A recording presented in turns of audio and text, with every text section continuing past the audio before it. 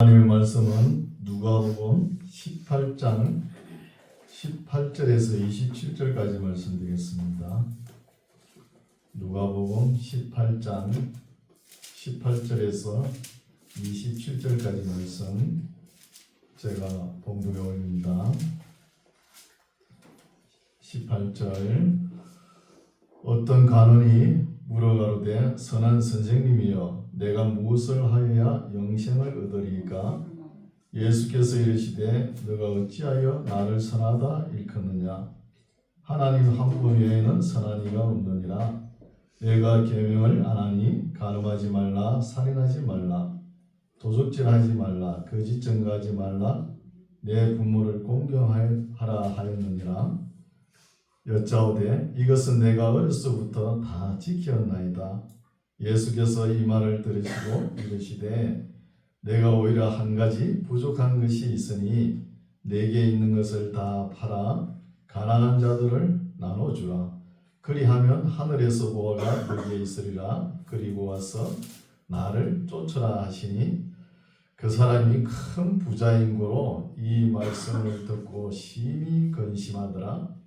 예수께서 저를 보시고 가라사대 재물이 있는 자는 하나님의 나라에 들어가기가 어떻게 어려운지 약대가 바늘기로 들어가는 것이 부자가 하나님의 나라에 들어가는 것보다 쉬우니라 하신대.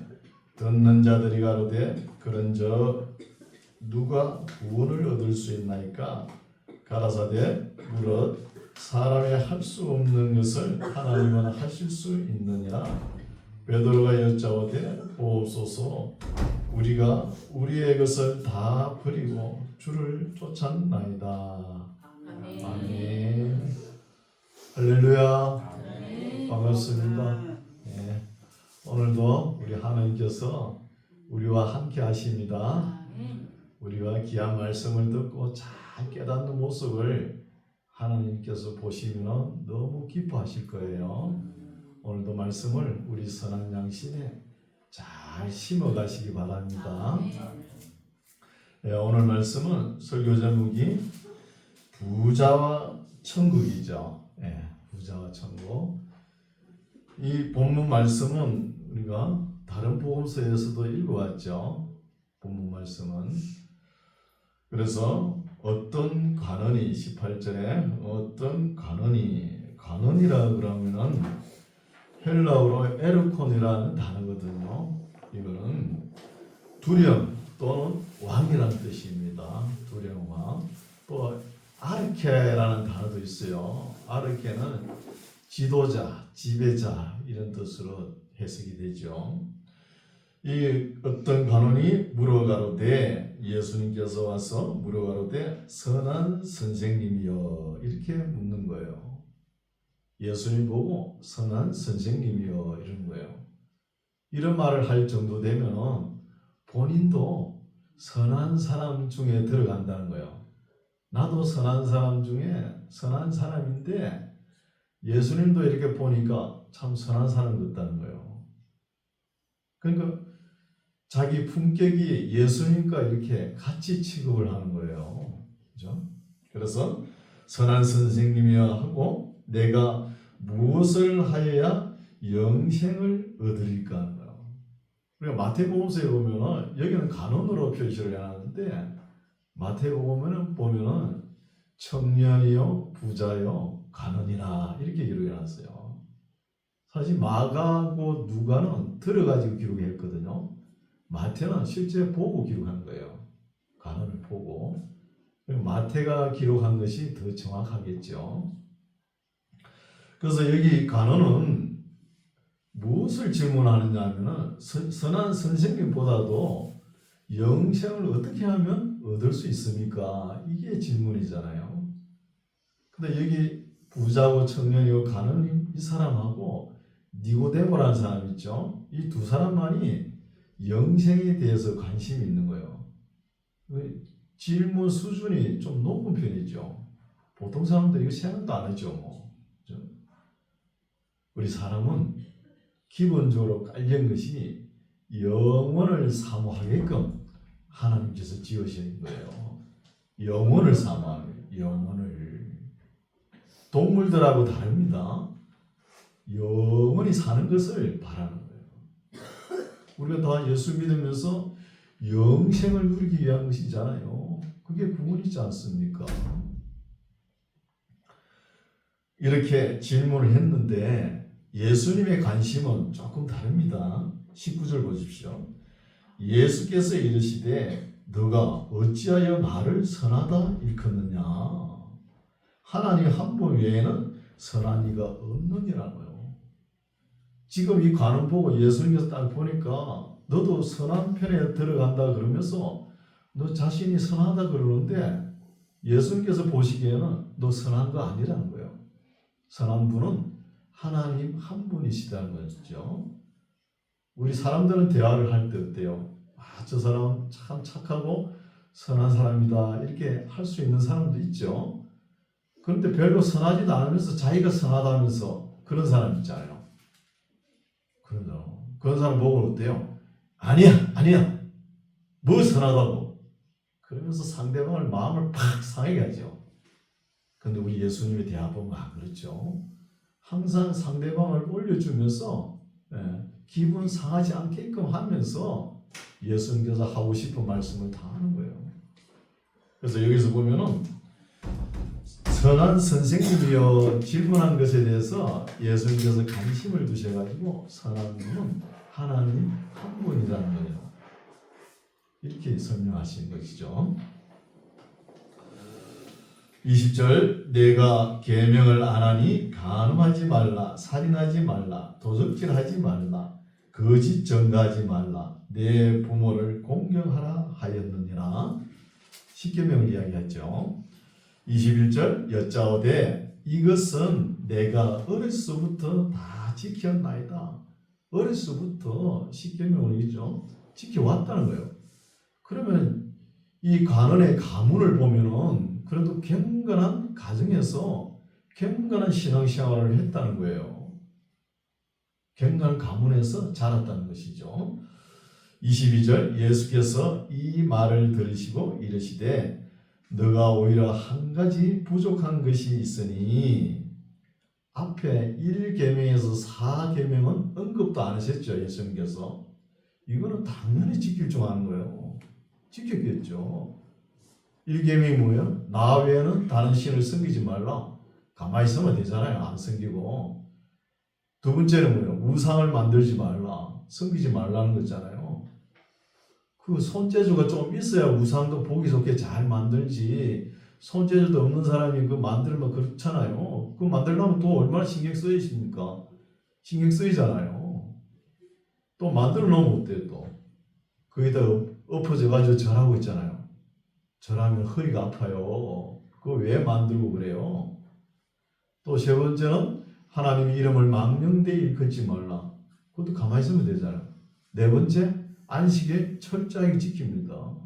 지켰다는 거예요. 1계명에서 4계명은 언급을 안 하는 거예요. 예수님께서 내가 오히려 한 가지 부족한 것이 있으니 너게 있는 것을 다 팔아 가난한 자들을 나눠주라. 그리하면 하늘에서 보화가 내게 있으리라. 그리고 와서 나를 쫓으라 하시는 거예요. 어떻게 할 수 있나? 좀 어렵겠지? 이거요. 이게 뭐예요? 탐심을 부리라는 거예요. 앞에 9계명은 다 지켰습니다. 앞에 9계명은. 그럼 90점은 맞았잖아요. 나머지 제일 끝에 있는 거. 내 이웃의 집을 탐하지 말라. 이거 하나 못 지키라는 거. 예수님을 못 따라오는 거예요. 고민하겠죠? 23절 그 사람이 큰 부자인고로 이 말씀을 듣고 심히 근심하더라고요. 참 근심이 되겠죠? 심히 근심하더란 단어가 헬라어로 페리리포스인데 슬픈 한숨을 쉬면서 집으로 돌아갔다는 거예요. 그때 돌아갔는데 아직까지 소식이 없습니다. 예수님을 못 따라오는 거예요. 그 손에 쥔 욕심 하나 그걸 못 내려가지고. 근데 이 부자고 청년이고 가난한 이 사람을 다시 한번 더 돌이켜보면 그 시대의 사람들이 볼 때는 아주 경건한 사람입니다. 이 사람을 따라갈 수 없는 거예요. 어릴 때부터 부모 설화에 있으면서부터 하나님을 잘 경외하고 또 부자고 관원이지 않습니까? 실력도 있는 사람이에요. 누가 봐도 경건한 사람이니까 존경하죠. 근데 이 사람이 예수님을 찾아왔을 때는 내가 예수님을 찾아가면 뭐 천국은 직행이다. 바로 가겠지. 이런 마음으로 온 거예요. 근데 예수님께서 판결은 뭐예요? 너는 선한 것이 아니다는 거잖아요. 그래서 제일 마지막에 있는 계명, 그걸 다 버리고 내 이웃을 위해 다 베풀 수 있거든. 따라오라 그러지 않습니까?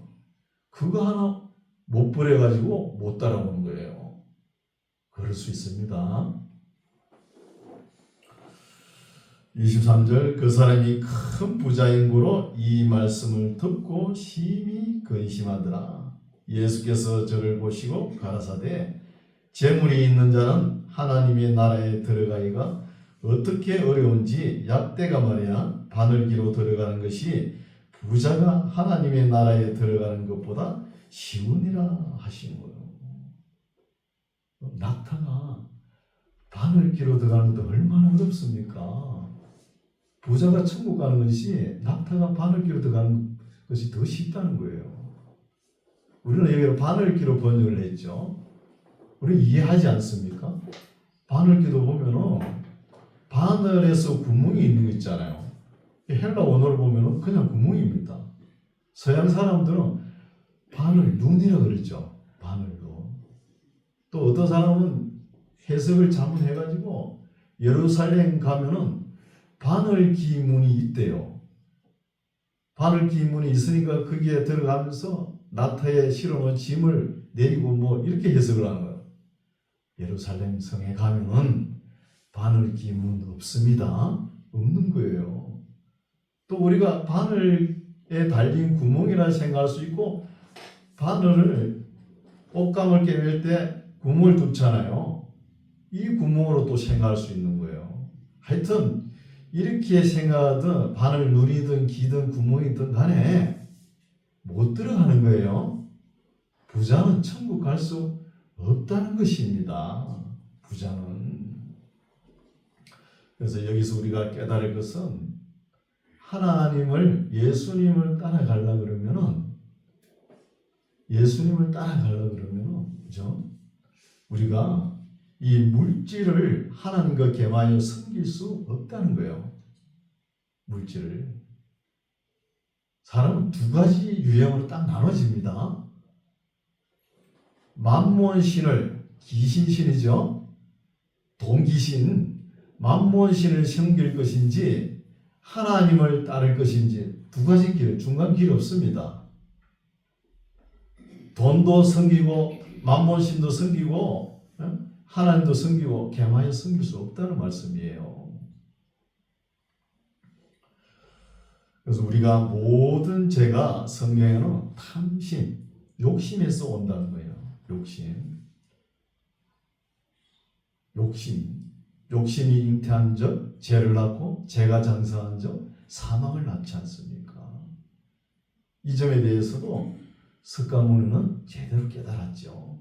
석가모니도 모든 죄의 업보가 탐심에서 온다고요. 탐심, 욕심, 업보가. 그래서 색적 희공이라는 말씀이 있잖아요. 불교 용어지만 이 용어는 물질이라는 것은 우리가 눈에 보이는 것에도 아무것도 아니라는 거예요. 아무것도 아닌 것인데 그걸 사람들이 찾아 나서는 거예요. 찾아 나서면서 거기에 빠져버리는 거예요. 빠져버리면 영혼이 그냥 멸망하는 거예요. 이건 석가도 제대로 깨달은 거예요. 그래서 이 관원은 부자잖아요. 물질도 손에 쥐어야 되고 영생도 자기가 누리고 싶은 거예요. 두 가지 동시에 하나님께서 허락하지 않는다는 것이죠. 그래서 간호는 이 만몬신 동귀신에서 벗어나지 못해가지고 예수님을 못 따라오는 거예요. 25절 약대가 바늘기로 들어가는 것이 부자가 하나님 나라에 들어가는 것보다 쉬우니라 하신데 듣는 자들이 가로되 그런즉 그러면 누가 구원을 얻을 수 있습니까? 가라사대 무릇 사람의 할 수 없는 것을 하나님은 하실 수 있느니라. 베드로가 여짜오되 보소서 우리가 우리의 것을 다 버리고 주를 쫓았나이다. 다른 복음서에 보면 모든 것을 다 버리고 주를 쫓았습니다. 이렇게 번역을 했죠. 사실 보면 베드로는 가진 게 없었어요. 그 바닷가에 고기 잡는데 낚싯대하고 배 한 척 있을까 말까 했잖아요. 그거 버리고 예수님 따랐지 않습니까? 저도 마찬가지입니다. 버릴 게 없었어요. 버릴 게 없는 것이 예수님을 따라가기 쉽습니다. 뭘 좀 많이 가져보세요. 자꾸 뒤로 돌아봐요. 아까워가지고. 여러분 딸들 키우잖아요. 키워가지고 부잣집 아들한테 시집 보내려고 그러지 마세요. 그만큼 힘듭니다. 수준도 차이 나고. 그래서 신랑 사익감을 구할 때 그는 건강하고 건전하고 성실한 사람 구하면 되는 거예요. 그래서 이 물질을 이렇게 너무 탐심, 이 욕심을 가시면 하나님 나라에 합당하지 않다는 것입니다. 하나님 나라에. 29절 이르시되 내가 진실로 너희에게 이르노니 하나님의 나라를 위하여 집이나 아내나 형제나 부모나 자녀를 버린 자는 금세에 있어 여러 배로 받고 내세의 영생을 받지 못할 자가 없느니라 하는 것이죠. 여기에서는 우리가 사람들이 가지고자 하는 물질과 인간관계보다 더 소중한 가치를 찾았을 때 버릴 수 있는 거예요. 이게 뭐예요? 하나님의 나라를 위하는 겁니다.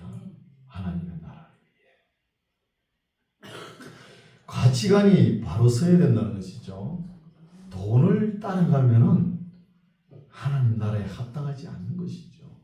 돈을 따라가면은. 이 말씀도 비교해 보면은 베드로는 어땠어요? 예수님을 처음에 따라갈 때 마음이 따라갈 때 예수님을 따라가면은 뭘 하고 싶은 그게 되는 것 같아요. 뭐가 되냐? 예수님 성품을 보니까 이 세상을 확 뒤집을 거거든요. 뒤집어 가지고 새로운 세상을 만들 때 내가 한 자리 해야지 이런 마음으로 출발했을 거예요. 출발했는데 따라가 보니까 그게 아니거든요. 그래서 따라가는 게 중요합니다. 따라가는 것이.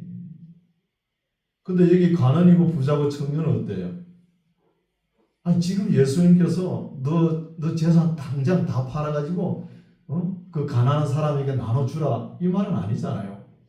일단 예수님을 따라가야 될 거 아닙니까?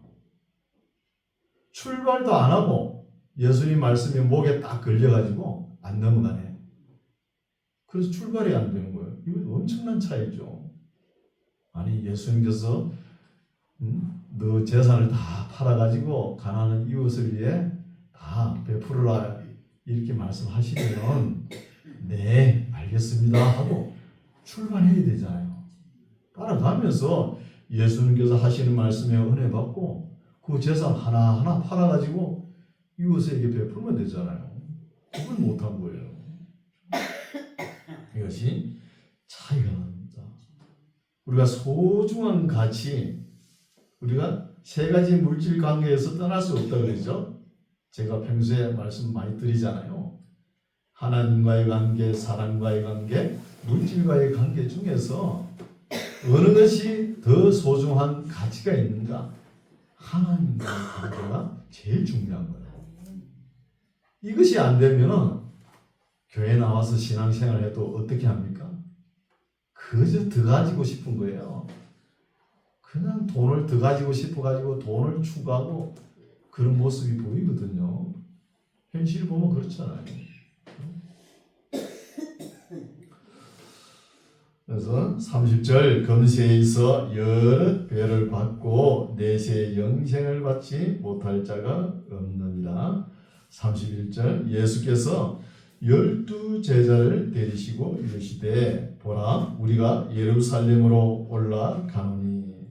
예루살렘으로 올라가면은 장래가 보장됩니까? 출세하려고 올라가는 거 아닙니다. 모든 것이 올라가노니 선지자들로 기록된 모든 것이 인자에게 응하리라. 다시 말하면 인자가 이방인들에게 넘기어 희롱을 받고 능력을 받고 침 뱉음을 받겠으며 저희는 채찍질하고 죽일 것이니 저는 3일 만에 살아나리라 하시되. 예수님께서 중요한 말씀은 이제 다 하신 거예요. 십자가에 돌아가시고 이제 부활까지 말씀하시지 않습니까? 이렇게 제자들에게 말씀을 하셨지만 제자들은 34절 제자들이 이것을 하나도 깨닫지 못하였으니 그 말씀이 감추었으므로 저희가 그 이르신 바를 알지 못하더라. 한참 있어야 제자들이 깨닫습니다.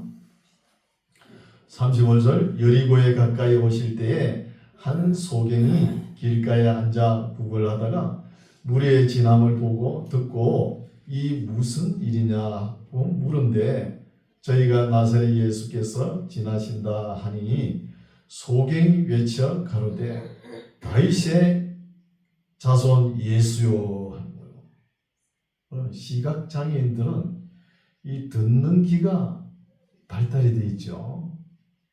우리는 예사로 듣는데 말 한마디도 아주 심도 있게 깊이 있게 듣는 거예요.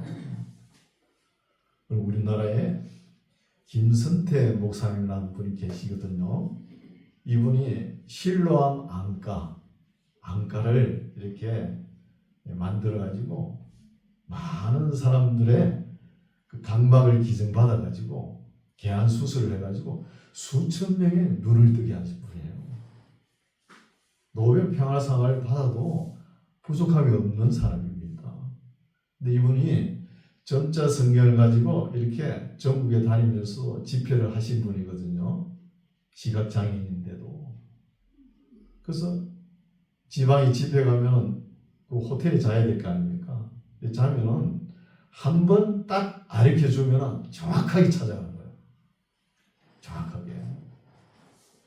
호텔 입구에서 2층 같으면 계단을 내가 올라가지고 오른쪽으로 꺾어가지고 또 쭉 복도를 타고 오다가 탁 돌아서 가지고 키를 탁 꽂고 돌리면 바로 방문 키가 열리는 거예요. 그만큼 정확한 거예요. 그래서 위대한 일을 하지 않습니까? 위대한 일을. 이 목사님은 정전이 돼도 아무 상관이 없습니다. 우리 사람들은 어때요? 정상의 사람은 눈이 어둡고 침침하고 그렇지요. 안경을 쓰고 안경 쓸 필요 없어요. 이 어두운 거하고 상관이 없잖아요. 점점 눈이 더 밝아지는 거예요. 그렇죠? 38절 소경이 외쳐 가로되 다윗의 자손 예수여 나를 불쌍히 여기소서 하거늘 앞서가는 자들이 저를 꾸짖어 잠잠하라 하되 저가 더욱 심히 소리질러 다윗의 자손이여 나를 불쌍히 여기소서 하는지라. 지금 이 시각장애인이 예수님께서 지나가시는 것을 많은 무리들에게 소식을 듣죠. 나사렛 예수가 지나간다. 그런데 소경이 말하는 건 뭐예요? 이 시각장애는 다윗의 자손 예수요 그러지 않습니까? 믿음이 있는 사람입니다. 그러니까 다윗의 자손이라 이러지 않습니까? 이것을 볼 때 정상인 사람들은 그냥 나사렛 예수가 지나가는 보다 이렇게 생각하고 예수님에 대해서 잘 모르잖아요. 이분은 앞을 못 보는데도 알잖아요. 눈을 감았는데도 보이는 거예요. 눈을 감았는데도. 눈 감은 사람이 더 잘 보는 것이죠. 눈 감은 사람이. 40절 예수께서 머물러 서서 명하여 데려오라 하셨더니 저가 가까이 오면 물어가로되 너게 무엇을 하여 주기를 원하느냐. 기도를 두리뭉실하게 하지 말고 좀 구체적으로 해보라. 가로되 주여 보기를 원하나이다. 정답이죠. 눈 뜨고도 못 보잖아요. 그죠? 멀쩡하게 눈 뜨고도 모르는데 42절 예수께서 저에게 이르시되 보아라 내 믿음이 너를 구원하였느니라 하시매 곧 보게 되어 하나님께 영광을 돌리며 예수를 쫓으니 백성이 다 이를 보고 하나님을 찬양하니라 하는 것이죠. 어때요? 앞에 부자 관원하고 이 시각장애인하고 비교가 되죠. 부자 관원은 다복한 집안 가정에서 태어나고 또 경건한 삶을 사는 사람인데 뭐 때문에요? 탐심 때문에 만몬신에 빠져가지고 동기신에 빠져가지고 벗어나지 못하는 거예요. 그러니까 예수님을 못 따르는 거죠. 비교가 됩니다. 그렇죠? 또 한 사람 더 볼게요. 19장 보십시오. 예수께서 여리고로 지나가시더라. 삭개오라 이름하는 자가 있으니 세리장이요 또한 부자라. 오늘 세 명이 나왔죠. 부자고 청년이고 가난이 이 사람하고 시각장애인하고 여리고 사람 삭개오. 이게 예수님의 행로가 이제 마지막 일주일간 행로예요. 이제 바로 십자가를 지지 않습니까? 이제 가면은 삭개오라 이름한 자가 있으니 세리장이요 또한 부자라. 저가 예수께서 어떠한 사람인가 하여 보고자 하되 키가 작고 사람이 많아 할 수 없는 거예요. 키가 작다는 것은 누구 탓입니까? 자기 탓이죠. 지 탓이죠. 그리고 사람이 많은 것은 남의 탓이죠. 그죠? 그래서 할 수 없다는 거예요. 여러분 앞에 장애물이 있다고 할 수 없습니다 하고 포기하는 것은 믿음이 아닙니다. 포기하면 안 되는 거예요. 우리가 예수님을 따라갈 때 예수님께서 하신 말씀, 진리의 말씀을 따라갈 때 반드시 장애가 있습니다. 따라가는 자기가 장애가 될 수 있어요. 또 사회적인 장애가 있지 않습니까? 초등학교 운동회 갈 때 무슨 경기를 합니까? 장애물 경기 있잖아요. 허들이라 그러면서 그걸 어떻게 합니까? 그냥 뛰어넘는 거예요. 장애물이 있다고 안 뜁니까? 뛰어넘는 거잖아요. 이게 시험입니다. 시험. 이걸 통과해야 구원의 반열에 들어갈 수 있는 거예요. 어떤 집사님 이야기인데 자기는 뭐 큰 교회에 집사님으로 있었는가 봐요. 근데 뭐 가정 형편상 교회를 옮겼는가 봐요. 옮기니까 그 교회에는 새신자 교육반이 있었는가 봐요. 그래서 우리 교회에 오면 이 새신자 교육을 꼭 통과해야 됩니다. 이렇게 이야기를 한 거예요. 그러니까 이 집사님이 기분 나쁜 거지. 내가 다른 교회에 있을 때는 집사인데 말이야. 집사를 갖다가 새신자 교육 받아라 그런다고 튕겨나가 버린 거예요. 그거 받아야 되는 거예요. 그걸 왜 못 넘어요? 그걸 튕겨나가지고 영원히 우주 미아가 되잖아요. 교회 안 다니는 거예요. 교회 안 다니는 거예요. 그걸 왜 못 뛰어넘습니까? 그런 사람입니다. 4절 앞으로 달려가 보기 위하여 뽕나무에 올라가니 이는 예수께서 그리로 지나가시게 됨이라. 5절 예수께서 그곳에 이르사 우러러 보시고 이르시되 삭개오야 속히 내려오라. 내가 오늘 내 집에 유하여야 하겠다 하시는 거예요. 근데 삭개오의 지금 마음은 어떨까요? 삭개오는 지금 세리장입니다. 부자예요, 부자. 오늘날 돈이 있으면 모든 것이 다 되잖아요. 그렇죠? 부자예요, 부자. 부자인데 외로운 거예요. 외롭습니다. 그래가지고 같이 동업을 하는 동업자, 같은 업을 하는 세리 마태는 예수님을 만나가지고 제자가 되었다나 어쨌다나 그 소리를 들은 거예요. 그 소리를 듣고 보니까 자기도 예수님이 누구신지 한번 꼭 보고 싶은 거예요. 보고 싶은 거예요. 보고 싶은데 키가 작아. 또 예수님이 한번 움직이면 많은 사람들이 따라오니까 볼 수가 없어. 그래가지고 자기 딸은 생각한 것이 나무 위에, 뽕나무 위에 올라가는 거예요. 올라가서 예수님 얼굴만 한번 봤으면 이런 마음인 거예요. 얼굴만. 그리고 보려고 기다리는데 예수님께서 행차하시면 물론 예수님께서 중앙에 제일 가운데서 제일 앞장서시겠죠. 그 뒤에 누가 있습니까? 12제자 베드로, 야고보, 요한 인너스클 딱 있고 그 뒤에 또 마리아도 있잖아요. 마리아. 이 마리아 저 마리아 요한나 수사나 쫙 따라오고 또 군중들이 또 따라올 거 아닙니까? 최소한 20명은 넘을 것 같아요. 한 30명 되죠 그러면. 왜 쭉 오면 큰 길로 온다는 거 알 거 아닙니까? 좁은 길을 못 올 거 아닙니까? 그 큰 길 위에 뽕나무 위에서 딱 기다리고 있는 거예요.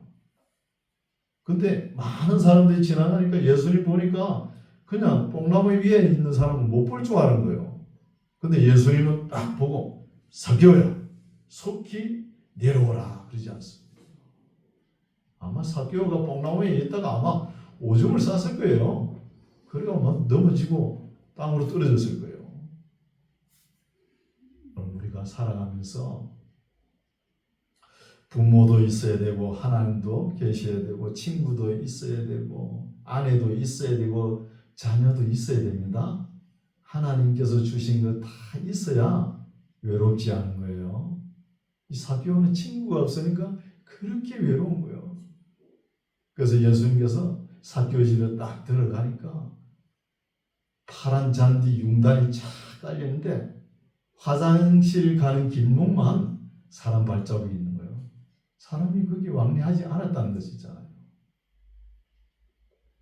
그래서 이 삭개오가 얼마나 기쁜지 나중에 깨달았겠지만 하나님의 아들 예수님, 하나님이 가신 거잖아요. 또 12사도가 그렇잖아요. 그래서 6절 급히 내려와 절거하며 영접하거늘 무 사람이 보고 수군거려 가로되 저가 예수님 보고 죄인의 집에 유하러 들어갔도다 하더라. 예나 지금이나 사람들이 수군대는 건 더 그렇죠.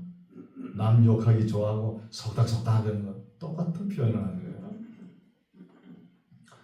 8절 삭개오가 서서 주께 여짜오되 주여 보시옵소서 내 소유의 절반을 가난한 자들에게 주겠사오며 만일 네 것을 토색한 일이 있으면 4배나 갚겠나이다.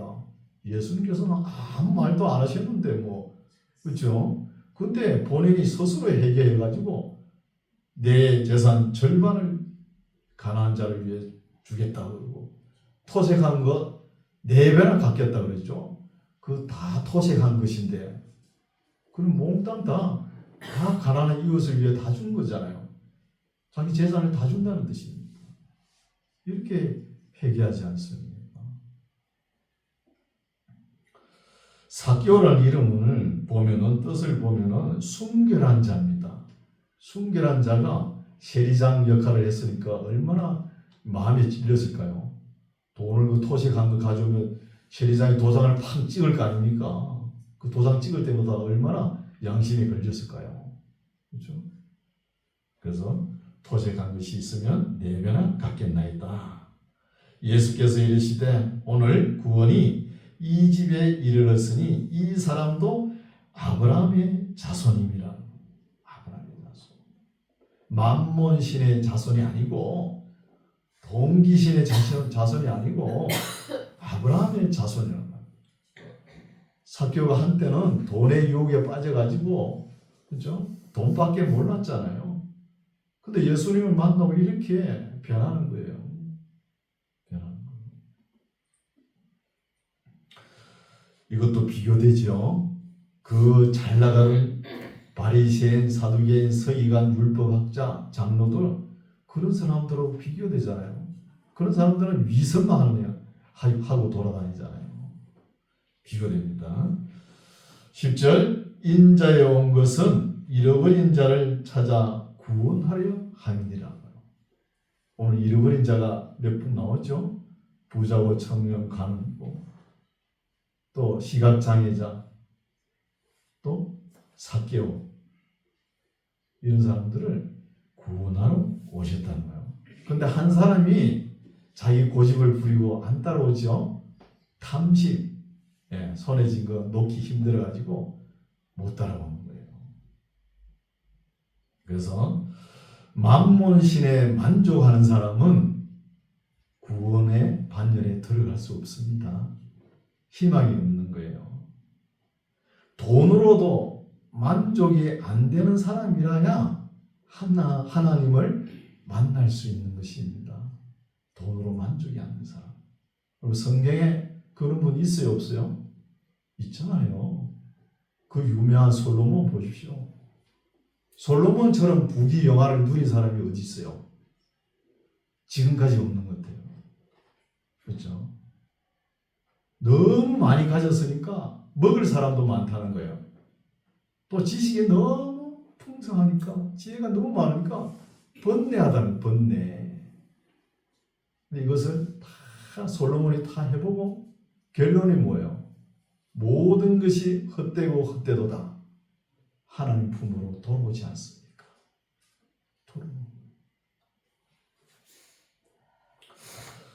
그래서 지금 삭개오도 보면은 돈을 가지고 친구를 살 수 없다는 것을 깨닫잖아요. 돈을 가지고 술을 사고 잔치를 베풀 수 있지만 행복은 살 수 없다는 거예요. 돈을 가지고 침대를 살 수 있지만 잠을 살 수 없다는 거예요.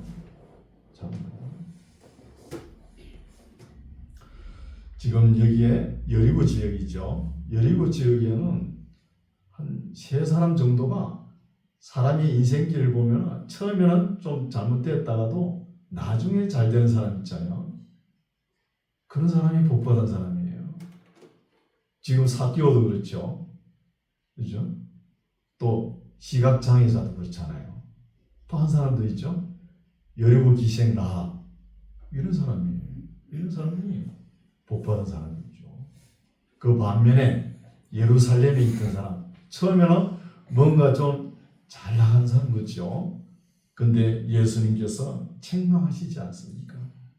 너게 파송된 자를 돌로 치는 자여 하면서 예루살렘아 예루살렘아 탄식하는 거예요. 그것도 비교가 되죠. 그래서 우리가 오늘날 현 시대에 살아가는 모습들이 어때요? 자본주의 시장 경제 체제 하에 살아갑니다. 돈이 지배한 시대를 살아가는 거예요. 여러분 열심히 땀 흘려 일해가지고 돈 많이 버세요. 많이 벌어요. 버세요. 그런데 이거는 알아야 되는 거예요. 그리스도인이 돈을 버는 목적이 뭐냐? 이거 잃어버리면 안 돼요. 목적이 하나님을 위한 것입니다. 자기 잘 먹고 자기 후손들에게 잔뜩 물려주고 그거 하라고 준 거 아니에요. 그거 하라고. 그래서 우리의 삶이 목적이 만몬신, 동기신이 되면 안 된다. 그래 되면 돈의 노예가 되는 거예요. 노예가. 우리의 생명은 어떻게 얻었습니까? 예수님께서 십자가에 피 흘렸어가지고 피 흘렸기 때문에 우리가 오늘날 존재하는 거예요. 사나 죽으나 하나님의 것이죠. 하나님의 것입니다. 하나님의 기쁘신 뜻대로 우리가 열심히 땀 흘려 번 돈이 사용되어야 된다는 것이죠. 그런데 우리나라 사람들은 되게 보면 어때요? 기업을 해가지고 돈을 많이 버는데 자손들이 눈에 걸려가지고 자손 만대까지 그 돈을 다 쓰게끔 그렇게 하잖아요. 그렇게 하지 말고 자녀들 생각하면은 결혼할 때까지 도와주고 결혼해서 새살림 날 때까지 그때까지 도와주고 그 뒤에는 알아서 살아 그러세요. 서양 사람들은 이걸 참 잘 하더라고요. 이런 것을. 서양 사람들은 자녀들 대학까지 딱 보내면 대학까지 보내가지고 기숙사 있죠? 기숙사에 필요한 거 뭐 용품 사주고 거기서 딱 끝을 냅니다. 더 이상 안 도와줘요. 대학 졸업하는 것도 자기가 졸업하고 결혼하는 것도 자기가 해야 되는 것이죠. 이렇게 하는 거예요. 이런 교육을 어릴 때부터 반듯하게 시켜야 됩니다. 부모가. 계속 부모가 막 뒷바라지 막 계속 해주니까 여사라 해주는 줄 알고 부모만 기대고 있는 거야. 그래가 안 해주면 어때요? 부모랑 원수가 돼가지고 부모를 갖다 내비려고 그러잖아요. 그건 누구 책임입니까? 교육을 바르게 안 시켜줬다는 거예요. 우리가 가진 거 모든 거 많죠? 지혜와 지식, 재산과 물질, 능력 이 모든 것은 하나님을 위해서 하나님의 영광을 위해서 쓰여지고 활용될 때 우리가 이 땅에 살면서 30배, 60배, 100배의 열매를 거둘 수 있는 거예요.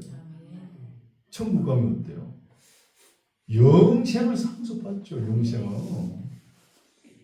영생을 상속받는 우리 모두가 되시기 바랍니다. 기도했습니다. 하나님 아버지, 오늘도 누가가 우리에게 전해준 소중한 말씀을 새겨봅니다. 우리가 행여라도 가진 소유물에 종이 되지 않도록 도와주시고 우리가 하나님의 나라를 위해서 이 세상에 있는 모든 것보다 더 큰 가치로 인식되어서 하나님 나라를 위해서 헛된 것을 버리고 주님을 따라갈 수 있는 우리 모두가 되게 하옵소서. 예수님 이름으로 기도드립니다. 아멘.